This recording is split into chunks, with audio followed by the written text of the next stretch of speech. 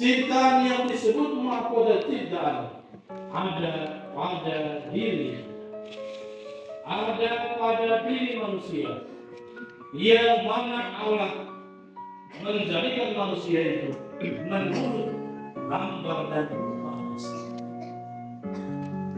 Maka ketika kita melihat sesama, kita melihat di dalamnya gambar dan rupa manusia. Ketika kita melihat saudara-saudari kita, di dalam diri saudara-saudari kita, itulah gambar dan rupa manusia. Maka tidak ada manusia manapun yang buruk di hadapan Allah, yang jelek di hadapan Allah, meskipun di dalam pandang, di dalam mata manusia kita yang melihat, terkadang tidak menjadikannya buruk. Sebagaimana Allah menurunkan hujan untuk orang baik dan orang jahat, dan seperti hujan dan turun yang membasahi bumi, yang menggenangi bumi, yang tidak akan kembali dan percuma, seperti kata baca ketiga kali, maka hidup manusia yang ada di dalam Allah tidak akan pernah sia-sia, tidak akan pernah tidak menghasilkan. Tetapi dalam situasi manusia yang dilengkapi dengan kemampuan akal budi dan kehendak, manusia kadang ingin menjadi sama. Manusia menjadi sombong, manusia menjadi tinggi hati, manusia menjadi egois. Maka ketika itu dosa masuk. Ketika itu dosa mengintip untuk mengambil bagian di dalam hidup manusia. Maka Adam dan Hawa ketika makan buah terlarang, mereka jatuh dalam dosa. Allah memanggil mereka, di manakah engkau, hai manusia? Adam takut dan berlari, mau menyembunyikan diri dari Tuhan. Sama seperti ketika berbuat dosa, kita mau menyembunyikan diri dari Tuhan. Padahal Tuhan selalu memanggil. Tuhan selalu menyediakan kerahimannya, menyediakan belas kasihnya, supaya kita kembali dan diangkat menjadi anak. Bapak Mama saudara-saudariku, adik frater, umat beriman sekalian yang berkasih. Ketika Allah membebaskan manusia dari dosa, disitulah Allah membutuhkan manusia. Ketika menciptakan dunia segala isinya, ada tiga yang berbeda. Tapi ketika mau menebus manusia dari dosa, Allah membutuhkan manusia. Allah hadir dalam diri Yesus Kristus Sang Penyelamat. Dia yang datang, Dia yang mengambil rupa seorang hamba untuk sama dengan kita dalam segala hal, kecuali dalam dosa. Yesus itulah Allah. Dia yang telah merendahkan dirinya, Dia yang telah mengosongkan dirinya, supaya Dia ada bersama kita, supaya Dia tinggal bersama kita. Dan yang lebih dari itu, Dia mau mati supaya kita selamat. Maka kematian Yesus di salib itulah kematian yang menyelamatkan.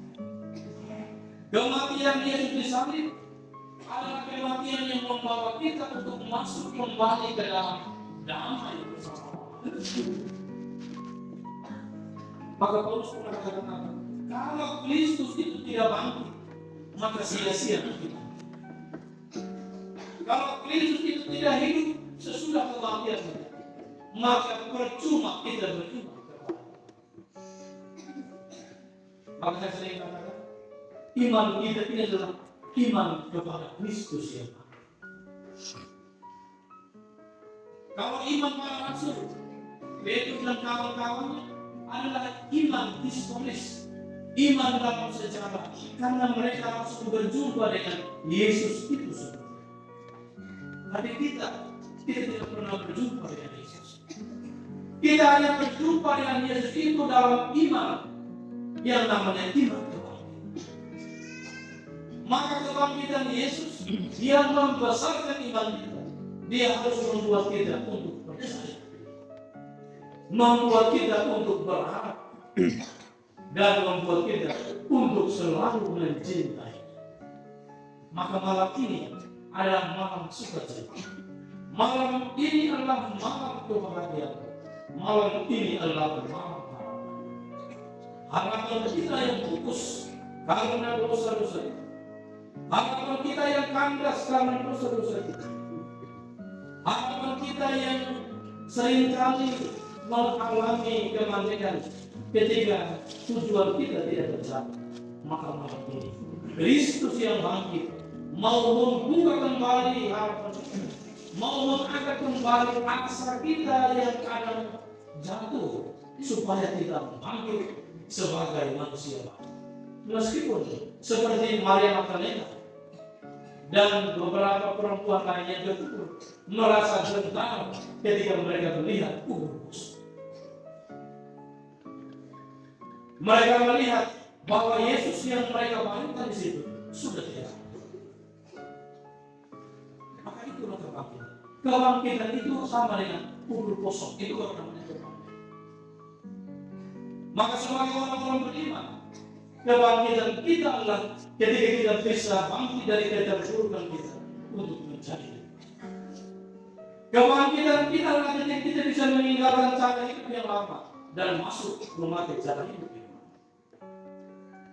Kebangkitan kita adalah kita tidak hanya melihat gelap pada malam, tapi kita percaya bahwa sesudah gelap akan terbit terang. Di situlah pengharapan kita menjadi kuat. Di situlah pengharapan kita menjadi. Bangsa Israel itu ketika dikejar oleh tentara Firaun, mereka tidak pasrah. Tapi berkat kekuatan dan pertolongan Allah lewat Musa yang membelah laut merah supaya orang Israel masuk di lautnya, kita juga menyeberangi laut merah dosa kita, laut merah keterpurukan kita, laut merah kesombongan kita, laut merah keangkuhan kita, laut merah dendam, iri dan semua yang berjalan dari dia, supaya kita sampai di seberang dan menjadi dosa kita dibenamkan di dalam air baptisan yang akan menenangkan kita untuk bagian kembali kita. Bahwa dahulu laut merah itu membawa kematian kepada orang Mesir, tapi saat ini air baptisan membawa kita untuk masuk dalam apa dunia ini kadang gelap, kadang terang. Dunia ini kadang menyenangkan, kadang menyedihkan. Kadang kita tertawa, kadang kita menangis. Tetapi semua itu yang namanya dinamika kehidupan. Hidup orang beriman juga punya dinamika. Hidup orang beriman pun punya banyak tahapan. Maka supaya sampai pada tahap kebangkitan, orang harus mati karena dosa. Supaya sampai pada tahap kebangkitan, orang harus hidup di dalam Allah. Maka mari bersama Kristus yang bangkit, kita juga bangkit. Kita juga bangun. Kita juga berjalan terus. Hanya orang yang berjalan terus yang akan tahu apa artinya menuju kepada tujuan. Banyak kali orang tidak sampai tujuan karena orang tidak mampu lagi berjalan. Banyak kali orang tidak sampai tujuan karena orang mundur. Banyak kali orang tidak sampai tujuan karena orang merasa puas dengan apa yang dimiliki. Manusia kebangkitan tidak boleh puas dengan apa yang dimiliki. Manusia kebangkitan tidak boleh tidak berjalan terus. Manusia kebangkitan tidak boleh tidak berusaha. Manusia kebangkitan tidak boleh hanya melihat gelap. Tapi manusia kebangkitan harus sampai pada terang, yaitu terang Kristus yang ada dalam diri Paskah. Pamanah terkasih, selamat merayakan pesta Paskah. Selamat bangkit menjadi manusia baru. Selamat bangkit menjadi pribadi. mari kita tersenyum meskipun keadaan kita sakit. Mari kita tersenyum meskipun karena banyak masalah dalam kehidupan. Kita tersenyum bukan karena kita tertawa sebebas-bebas ini, tapi kita tersenyum karena kita juga bisa menutup apa yang ada di hati kita. Seperti kubur yang menutup Yesus, tapi senyum Tuhan selalu ada bagi setiap orang yang percaya Yesus. Selamat refleksi.